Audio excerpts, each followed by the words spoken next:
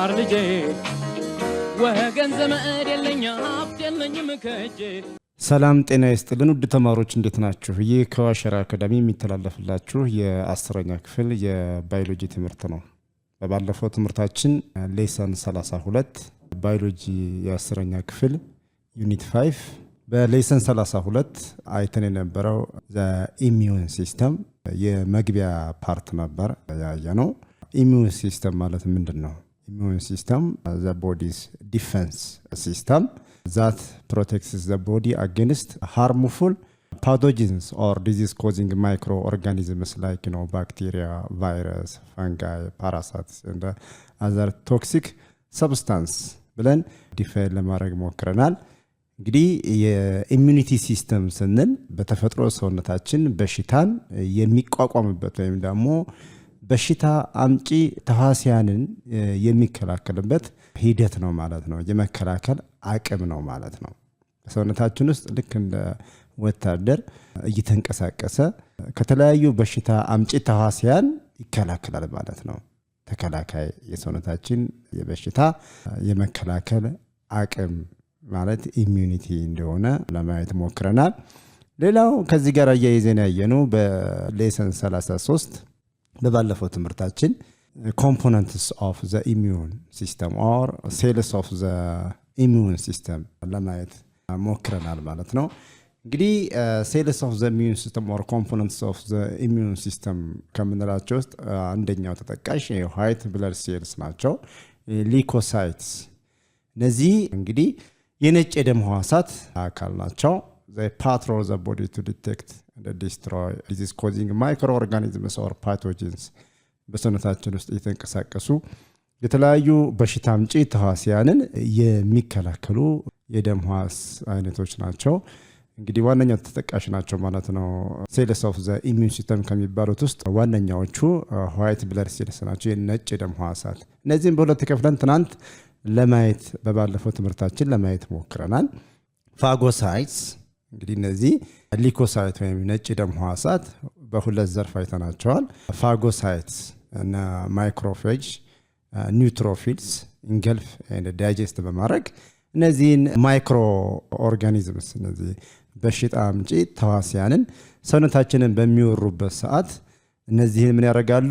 ዳይጀስት ያደርጋሉ ማለት ነው። ኢንገልፍ አድርገው ዳይጀስት አድርገው ኤራዲኬት ያደርጋሉ። ሌላኞቹ ደግሞ የነጭ ደም ሕዋስ አካል የሚባሉት እና ሊምፎሳይትስ ናቸው። እነዚህ ደግሞ ቢ ሴልስ እና ቲ ሴልስ ብለን እንገልጻቸዋለን። ቢ ሴልስ የምንላቸው አንታይቦዲ ፕሮዲዩስ የሚያደርጉ ናቸው። ቲ ሴልስ የምንላቸው ደግሞ ኢንፌክትድ ሴሎችን ኪል ያደርጋሉ። እንደዚሁም ደግሞ ዘይ ሬጉሌት ኢሚዩን ሪስፖንስ ሬጉሌት ያደርጋሉ። ምላሽ የሚሰጡ የሞቱ ሴሎችን የሚያጠፉ ናቸው ማለት ነው። ኪል ያደርጋሉ ማለት ነው። በሁለተኛ ያየኑ ደግሞ ሴልስ ኦፍ ዘ ኢሚዩን ሲስተም የሊምፋቲክ ሲስተም ነው። ሊምፋቲክ ሲስተም ኔትወርክ ኦፍ ቨዝልስ ኤንድ ነርቭስ ትራንስፖርት ሊምፍ ኮንቴኒንግ ፍሉድ ኮንቴኒንግ ዋይት ብለድ ሴልስ።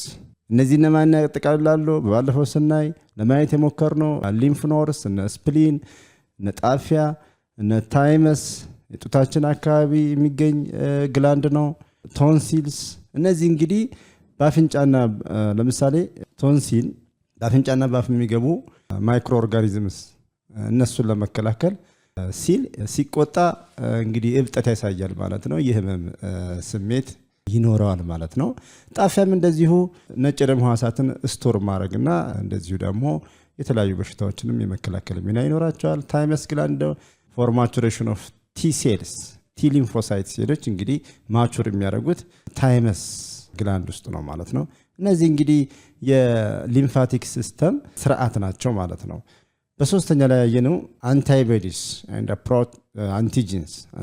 and antigens are one of the part of the cells of the immune system. Antibodies are proteins made by B cells which are bind to specific antigens or pathogens to eradicate them. The other complement system group of proteins ብለናል። እነዚህ ደግሞ እነ ቢ ሴሎችን አሲስት የሚያደርጉ ሌላኞቹ የአንታይቦዲ አካል ናቸው ማለት ነው። እነዚህ ቢ ሴሎችን እና ሌሎች አንታይቦዲስ አታች ሆነው አቅም ሆነው ያገለግላሉ ማለት ነው። ኢን ክሊሪንግ ዋት ማይክሮብስ እነዚህን በሽታ አምጪ ተዋሲያን ጀርሞች በሰውነታችን ሲገቡ እነሱን ለማጽዳት አጋዥ ኃይል ሆነው የሚያገለግሉ ናቸው። ቦን ማሮ one of the components the immune system, they produce all blood cells including the immune system. ኢሚዩን ሴሎችንም ያመርታሉ ማለት ነው። ስኪን እንደ ሙከስ ሜምብሬንም ለማየት ሞክላል። እንግዲህ ስኪን እንደምናውቀው ትልቁ ኦርጋን ነው፣ ትልቁ የስሜት ህዋስ ነው። በሰውነታችን ውስጥ ትልቅ ኦርጋን የሚባለው ቆዳችን ነው ማለት ነው።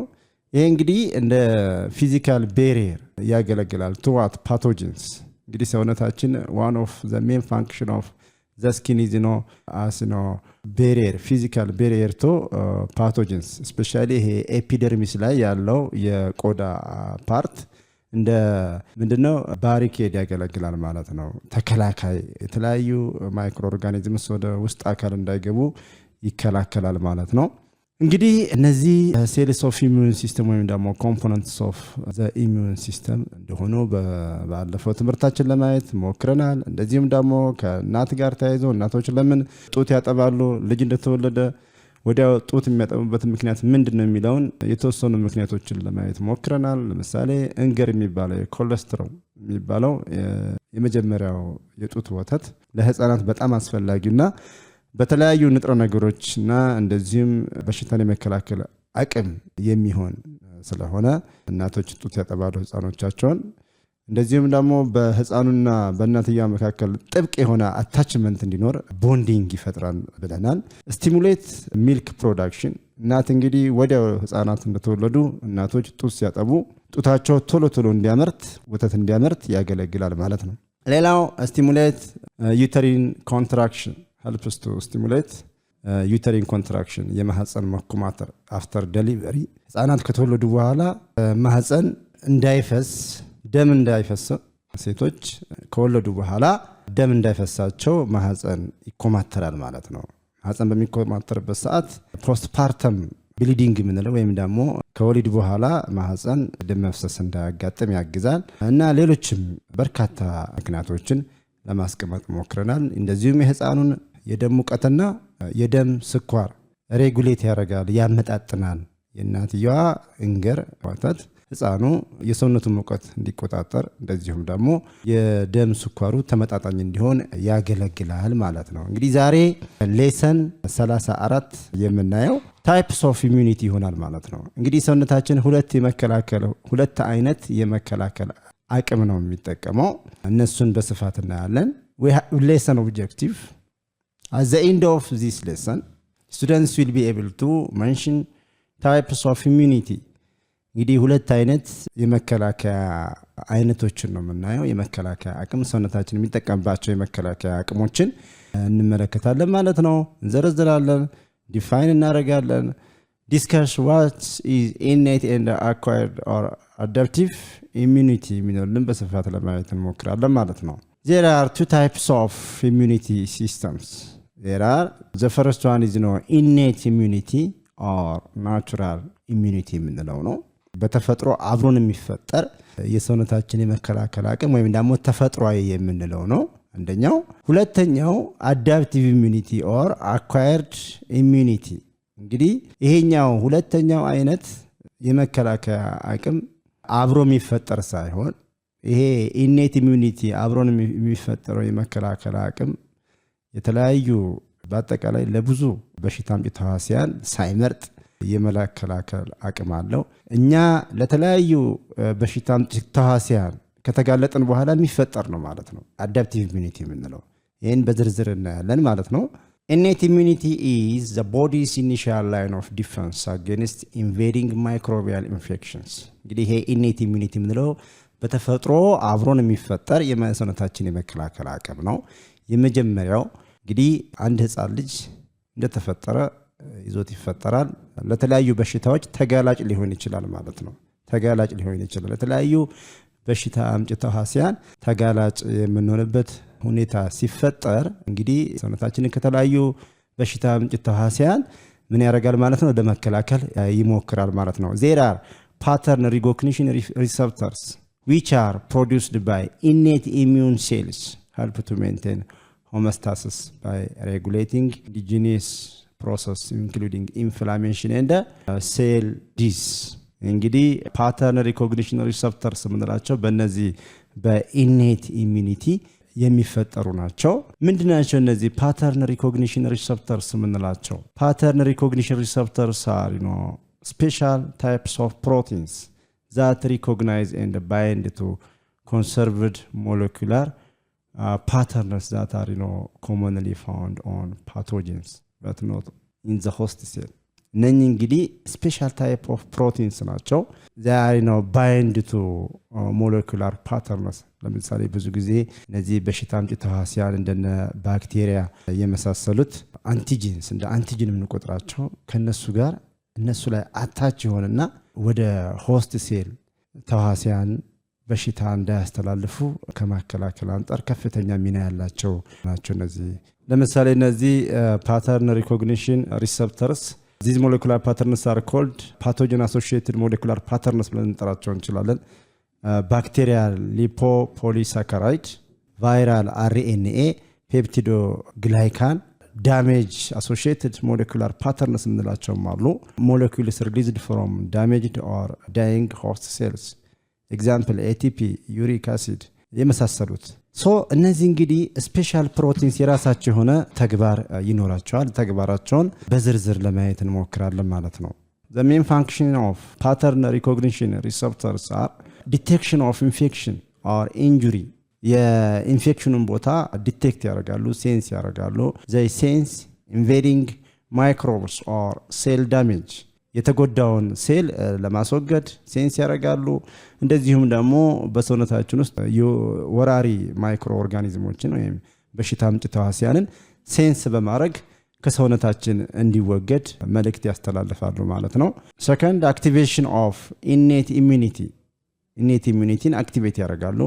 የሰውነታችን የመከላከል አቅም በንቃት በሽታ አምጪ ተህዋሲያንን እንዲከታተል እንዲዋጋ ያነቃቃሉ ማለት ነው። trigger inflammation anti microbial responses ሰውነታችን ምላሽ እንዲሰጥ ልክ አንድ የመከላከያ ሰራዊት ድንበር ላይ ጠላት ሲመጣ መከላከያ ትእዛዝ እንደሚሰጣቸው ልክ የኛም innate immunity በእነዚህ pattern recognition receptors አማካይነት ትእዛዝ ይሰጣል ማለት ነው። ምላሽ እንዲሰጥ ትእዛዝ ይሰጣል ማለት ነው።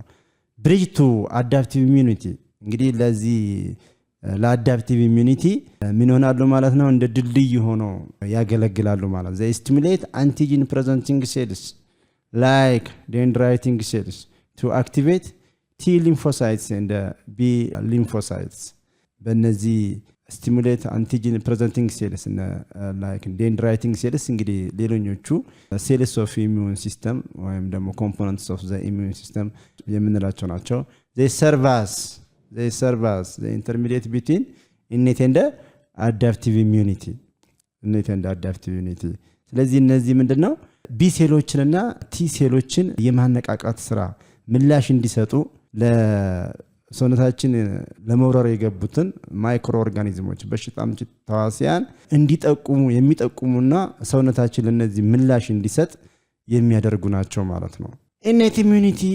innate immunities are non-specific unchanging line of defense which include physical and chemical barriers to pathogens እነዚህ እንግዲህ innate immune system እንላቸው non specific ናቸው። ያ ማለት መርጠው አይደለም ለስፔሲፊክ ማይክሮ ኦርጋኒዝም ወይም በሽታ አምጪ ተህዋሲያን ሳይሆን ለሁሉም ጀነራል የሆነ ነው ማለት ነው። ስፔሲፋይድ አያረግም ለሁሉም ጀነራል የሆነ የመከላከል ስራ ነው የሚሰራው ማለት ነው። አይቀያየርም ራሱን አይለዋውጥም። ወጥ የሆነ በሰውነታችን ውስጥ የገባውን ማይክሮ ኦርጋኒዝምስ በሽታ አምጪ ተህዋሲያን ሁሉንም ለመከላከል ይታትራል ማለት ነው። እንግዲህ ሰውነታችንን ከበሽታ በመከላከል ሂደት ውስጥ ምን ተግባራትን ያከናውናል ስንል ፊዚካል ኤንድ ኬሚካል ቤሪየርስ ቱ ፓቶጂንስ እንግዲህ ፊዚካላዊ ቤሪየር እንደ ፊዚካላዊና ኬሚካላዊ እገዳ ያረጋል ማለት ነው። የተለያዩ ኬሚካሎችን በማመንጨት እነዚህን ማይክሮ ኦርጋኒዝምስ ከሰውነታችን ውስጥ የማስወገድ ስራ ይሰራል። እንደዚሁም ደግሞ ልክ ቆዳችን ፊዚካል ቤሪየር እንደሚያገለግለው ፊዚካሊም የተለያዩ ማይክሮ ኦርጋኒዝሞች ወደ ሰውነታችን እንዳይገቡ የመከላከል ስራ ይሰራል። to attract immune cells to infections locations cytokines and other chemical agents are produced ለምሳሌ ማይክሮ ኦርጋኒዝምስ እነዚህ በሽታ አምጪ ተዋሲያን ሰውነታችን ውስጥ በሚገቡበት ሰዓት ኢሚዩን ሴሎችን አትራክት ያደርጋል። እነዚህ በሽታ የሚከላከሉ ሴሎች ኢንፌክሽኑ ያለበት ቦታ በማሰባሰብ የማነቃቃት ስራ በመስራት እነዛ ላይ ሪስፖንስ እንዲሰጥ ያደርጋል ማለት ነው። to recognize bacteria stimulate cells and facilitate the defense of dead cells or antibody complex to recognize bacteria ወደ ሰውነታችን የሚገቡ ባክቴሪያዎችን ሪኮግናይዝ ያደርጋል። ስቲሙሌት እነኚህ በሽታን የሚከላከሉ ሴሎችን ያነቃቃል፣ ያስተባብራል፣ ፋሲሊቴት ያደርጋል። ከዛ በኋላ የሞቱ ሴሎችን እና አንታይቦዲ ኮምፕሌክስ የሚባሉትን እነሱንም ያስወግዳል ማለት ነው። Specialized white blood cells identify and remove foreign materials found in organs, tissues, bloods and cells. እንግዲህ specialized white blood cells identify በዚህ በኢኔት ኢሚዩኒቲ ሲስተም ውስጥ እንግዲህ ስፔሻል የሚባሉት እነዚህ እነ ፋጎሳይትስ ኤንድ ሊምፎሳይትስ በጣም ትልቅ ተግባር የሚያከናውኑ ናቸው በሽታን ከመከላከል አንጻር። እነዚህ ሴሎች እንግዲህ ፎሬን የሚባሉ ማቴሪያሎችን በሽታ አምጪ ተዋሲያንን ዲቴክት በማድረግ አንድ ላይ በህብረት የሚሰሩበት ሁኔታ ነው ማለት ነው። Why do you know the vaccines against certain diseases? Example, vaccine against COVID-19 እንግዲህ ይሄንን ከምን ጋር ያያይዘን ነው የምናየው? ከአዳፕቲቭ ኢሚዩኒቲ ጋር ነው። እንግዲህ ስለ ቫክሲን ስናወራ ከአዳፕቲቭ ኢሚዩኒቲ ጋር ያያይዘን የምናየው ነው የሚሆነው። ስለ ተለያዩ በሽታዎች ክትባቶችን ታውቃላችሁ ወይ? ለምሳሌ ስለ ኮቪድ-19 ክትባት ምን ታውቃላችሁ ነው የሚለው። መልሱ እንግዲህ እናውቃለን ነው። COVID-19 vaccines are designed to protect individuals from severe illness caused by SARS capital S capital A capital R capital S COVID-2 ቫይረስ። ይሄ እንግዲህ ሲተነተን ምንድነው እንደምታውቁት እንግዲህ ስለ ኮቪድ-19 ስለ ኮሮና ቫይረስ በ2012 በአገራችን አቆጣጠር እንግዲህ አገራችን እንደተከሰተ ይታወቃል። ስለዚህ ክትባት ምን ያህል እናውቃለን ነው ጥያቄው። እንግዲህ ይሄ ኮሮና ቫይረስ ሳርስ ኮቪድ-2 በሚባል ቫይረስ የተከሰተ ነው። ሰቨር አኪዩት ሬስፒራቶሪ ሲንድሮም ኮሮና ቫይረስ በሚባል ቫይረስ ነው እንግዲህ የተከሰተው። ኢዚ ነው ዘ ቫይረስ ዛት ኮዝስ ኮቪድ-19 ሰቨር አኪዩት ሬስፒራቶሪ ሲንድሮም ኮሮና ቫይረስ 2 ኢዝ ዘ ሜን ኮዝ ኦፍ ኮቪድ-19። ለዚህ ለኮቪድ-19 ኮሮና ቫይረስ ምክንያት የሚሆነው ይሄ ቫይረስ ነው። there are different types of vaccines prepared for this virus። ለዚህ እንግዲህ ኮሮና ቫይረስ የተዘጋጁ የተለያዩ ክትባት አይነቶች አሉ በተለያዩ ሀገሮች የተመረቱ ማለት ነው። እንደው ለምሳሌ ያህል ብንጠቅስ mRNA vaccines Pfizer BioNTech የሚባለው አንደኛው ቫክሲን ነው። ሌላኛው ቫይራል ቬክተር ቫክሲንስ ኤግዛምፕል ነው ጆሃንሰን ወይም ደግሞ ጃንሰን AD26.cov2.s የሚባለው ሌላኛው የክትባት አይነት ነው። ሰርድ ኢንአክቲቬትድ ቫይረስ ቫክሲንስ ሲኖፋርም የሚባለውን መጥቀስ እንችላለን። ሲኖቫክ እንግዲህ እነዚህ ብቻ አይደሉም፣ ሌሎች በርካታ የክትባት አይነቶች አሉ፣ መዘርዘር ይቻላል። በተለያዩ ሀገሮች ቻይና፣ አሜሪካ በተለያዩ ሀገሮች የተመረቱ ክትባቶች አሉ። እነሱን መጥቀስ ይቻላል፣ ግን ለምሳሌ ያህል እነዚህን መጥቀስ ይቻላል ማለት ነው። The second type of immune system is adaptive or acquired immunity የምንለው ነው። ሁለተኛው ታይፕ እንግዲህ adaptive or acquired immunity የምንለው it is the specific acquired defense system of the body that develops after exposure to antigen characterized by immunological memory, a highly specific response mediated by B cells, antibodies and T cells የምንላቸው ናቸው ማለት ነው። ይሄ እንግዲህ አዳፕቲቭ ኢሚዩኒቲ የሚባለው ሁለተኛው ሰውነታችን ከተለያዩ በሽታዎች ራሱን የሚጠብቅበት ሂደት ነው የሚከላከልበት ሂደት ነው ማለት ነው። ይሄ አዳፕቲቭ የሚባለው እንግዲህ ምንድነው ከኢኔት ኢሚዩኒቲ በተለያዩ በሽታዎች ሰውነታችን ለመጠቃት ሲሞክር ለመከላከል ሙከራ ሲያደርግ ሰውነታችን ለተለያዩ በሽታ አምጪ ተዋሲያን ሊጋለጥ ይችላል ማለት ነው። ከዛ በኋላ የሚከሰት ወይ የሚፈጠር ነው አዳፕቲቭ ኢሚዩኒቲ የምንለው። ለምሳሌ አንድ ምሳሌ ልንገራችሁ። እኛ አሁን እድሜ ዘመናችን የተለያየ የጉንፋን ይዘናል። የሚገርማችሁ እኛን የሚይዙን የጉንፋን ቫይረሶች በጣም ብዙ አይነት ናቸው። አንድ አይነት ጉንፋን አይደለም እኛን የሚይዘን። ባለፈው ወር ሌላ ጉንፋን ይዞን ከሆነ አሁን የሚይዘን ሌላ አይነት የጉንፋን ዝርያ ቫይረስ ነው ማለት ነው። ምክንያቱም ይሄ አዳፕቲቭ ኢሚዩኒቲ ያን የመጀመሪያውን ቫይረስ ያውቀዋል። ኢሚዩኖሎጂካል ሚሞሪ ስላለው ማለት ነው። ስለሚያውቀው ያንን ቫይረስ አታክ ማድረግ ይችላል፣ ይከላከላል ማለት ነው። ስለዚህ ለዛ ነው እኛ አሁን የተለያየ ቫይረስ የሚይዘን ማለት ነው። የተለያየ የጉንፋን ቫይረስ ስላለ ነው እኛ እድሜ ልካችንን እስከምናረጅ ድረስ ሁሌ በጉንፋን የምንያዘው ማለት ነው። እና ይሄ ምንድነው ሰውነታችን የሚለማመዳቸው ወይም ደግሞ የሚለያቸው የሚያስታውሳቸው ፓቶጂንስ አሉ። እነሱ ላይ ቀጥታ ምን ያደርጋል? የመከላከል ስራ ይሰራል ማለት ነው። እና ሰውነታችን በተለያየ በሽታ አምጪ ተዋሲያን ከተጠቃ በኋላ እነዚህ የመከላከል አቅሞች በሰውነታችን ውስጥ ይፈጠራሉ ማለት ነው። it is formed after an initial reaction to a new pathogen። እንግዲህ እንዳልኳችሁ አሁን እኛ በጉንፋን ቫይረስ ስንያዝ ይሄ ኢሚዩኖሎጂካል ሚሞሪ በሰውነታችን ውስጥ ይፈጠርና ያንን ቫይረስ ይለየዋል ማለት ነው። ነገር ግን ያ ቫይረስ ተመልሶ ቢመጣ በእነዚህ ኢሚዩኒ ሲስተም ስለሚጠቃ ሌላ አይነት ቫይረስ ስላለ ነው። አዲስ የሆነ ቫይረስ ስለሚመጣ ነው ብዙ አይነት ቫይረስ የጉንፋን ቫይረስ የሚይዘን። ቫክሲኔሽን is based on this process. Adaptive immunity has the following characteristics። እንግዲህ ስለ ክትባት ስናወራ ከምን ጋር ነው የምናያይዘው? ከዚህ ከአዳፕቲቭ ኢሚዩኒቲ ጋር ነው የምናያይዘው ማለት ነው። ከአዳፕቲቭ ኢሚዩኒቲ ጋር እናያይዘዋለን ማለት ነው። እዚህ አዳፕቲቭ ኢሚዩኒቲ ላይ የተመሰረተ ነው ማለት ነው። የተለያየ እኛ የምንወስደው ክትባት ከዚህ ከአዳፕቲቭ ኢሚዩኒቲ ጋር የተያያዘ ነው ማለት ነው። እስቲ የአዳፕቲቭ ኢሚዩኒቲ ካራክተሪስቲክስ ስናይ during the antigen presentation process particular non-self antigens are recognized። ሰውነታችን አሁን እነዚህን የተለያዩ ባዕድ አካላት ወደ ሰውነታችን የኛ ያልሆኑ ያልተለመዱ ባዕድ አካላት ነን ሰልፍ የሚለው ያልተለመዱ ባዕድ አካላት foreign materials which are antigen የምንላቸው ወደ ሰውነታችን ሲገቡ ሪኮግናይዝ ይደረጋል ማለት ነው። ሪኮግናይዝ ያደርገዋል ማለት ነው። በቢ ሴልስ እና ቲ ሴልስ አማካኝነት ሪኮግናይዝ ይደረጋሉ፣ ይለያሉ ማለት ነው። ከዛ በኋላ ሰውነታችን እነዛ ላይ የሰውነታችን የመከላከያ አቅም እነዛ ላይ እርምጃ ይወስዳል ማለት ነው።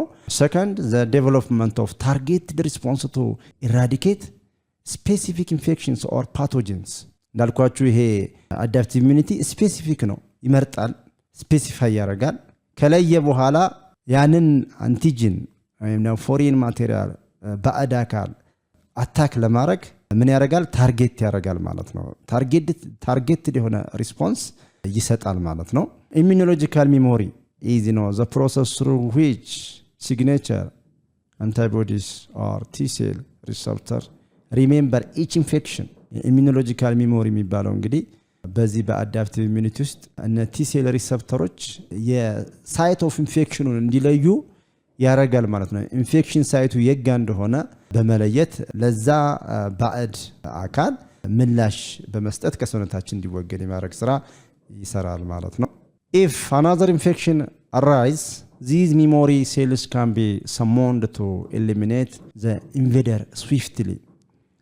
ሰውነታችን ውስጥ ሌላ ቦታ እንደገና ተጨማሪ ኢንፌክሽን ካለ ባዕድ አካል ከገባ these memory cells can be summoned። እነዚህ ሚሞሪ ሴሎች አንድ ላይ ይሰባሰቡና ወይም ይጠራሩና ፈጣን የሆነ ምላሽ ይሰጣሉ ማለት ነው።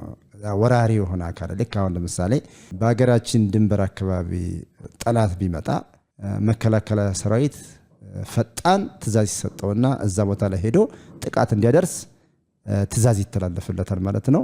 ስለዚህ ጠላት ሳይገባ እዛ ጠላት ላይ ምን ይወሰዳል ማለት ነው? እርምጃ እንዲወሰድ ይደረጋል። ልክ ይህም በተመሳሳይ ሁኔታ በሰውነታችን ውስጥ እንደዛ አይነት ሁኔታ ይሰራል። ሚሞሪ ሴሎች ያንን ቦታ ከለዩ በኋላ ሳይት ኦፍ ኢንፌክሽን ከለዩ በኋላ በመሰባሰብ በመጠራራት ፈጣን የሆነ ምላሽ የሚሰጡበት ሁኔታ ይፈጠራል ማለት ነው።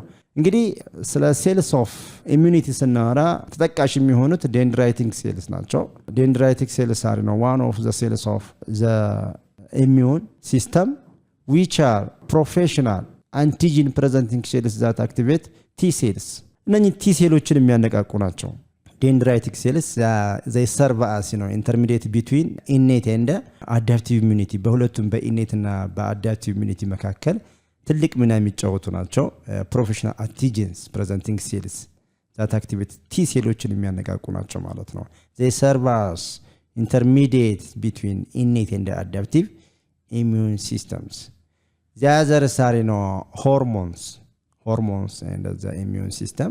እንግዲህ ሆርሞኖችን የሚያመነጨው ማን ነው? ሆርሞንስ are produced by the immune system because ሆርሞኖችን እንግዲህ አንዱ የመከላከል አቅም ናቸው፣ አይነት ናቸው፣ ኢሚዩን ፓርት ናቸው ማለት ነው። በሰውነታችን ውስጥ በተለያዩ እጢዎች ወይም ግላንድስ የሚመረቱ ናቸው። they play vital roles in the immune system as follows. the main roles of the hormones the development of the immune organs like thymosin የሚባለው እንግዲህ ይሄ በታይመስ from thymus gland የሚመረት ነው። it promotes T cell maturation. T ሴሎች T lymphocyte cells are matured in the thymus gland ውስጥ ማቹር ያደርጋሉ። እንደዚሁም ደግሞ growth hormone መውሰድ እንችላለን። the overall immune growth in human and other animals. recognition of the immune response regulation of the immune response regulate የማድረግ ስራ ይሰራል። enhancement of immunity የሰውነታችን የመከላከል አቅም እንዲዳብር የማድረግ ስራ ይሰራል። coordination with the nervous system የነርቭ ስርዓት በትክክል በመቀናበር እንዲሰራ ያደርጋል ማለት ነው። hormones can also suppress the immune system ensuring proper defense while preventing overreaction. እንግዲህ ሆርሞኖች የተለያዩ ሆርሞኖች አሉ በተለያዩ በሰውነታችን ውስጥ በተለያዩ እጢዎች የሚመረቱ ሆርሞኖች አሉ። እነዚህ ሆርሞኖች እንግዲህ እኛን የእድገት ሁኔታ ይወስናሉ። የተለያየ እንደ በሽታ መከላከል አቅም ሆነው ያገለግሉናል። እንደዚሁም ደግሞ ሰፕረስ ያደርጋሉ ማለት ነው። እንግዲህ ኢሚዩኒቲ ሲስተማችንን የመቆጣጠር ስራ ይሰራሉ። ምክንያቱም preventing overreaction የመጨናነቅ የመደራረብ የመጋጨት ስራ እንዳይሰራ በአግባቡ ሰውነታችን የመከላከል ስራ ያደርጋሉ ማለት ነው። ይከላከላል ማለት ነው። example steroids and corticosteroids which are the components of adrenaline. እነዚህ አድሬናሊን ሆርሞን አካል የተባሉት steroids and corticosteroids they suppress our immune system for proper management of the defense mechanism in our body. እንግዲህ ተማሪዎች የዛሬው ትምህርታችን በዚህ ይጠናቀቃል። ይህንን ትምህርት ስትከታተሉ ሰብስክራይብ፣ ላይክ፣ ሼር አድርጉ። አስፈላጊውን መረጃ ለጓደኞቻችሁ ለሚመለከተው አካል መረጃውን አድርሱ። ኮሜንት ካላችሁ ኮሜንት እንቀበላለን፣ እናስተካክላለን። ቀጣይ በሌሰን 35 እስከምንገናኝ ሰላማችሁ ይብዛ።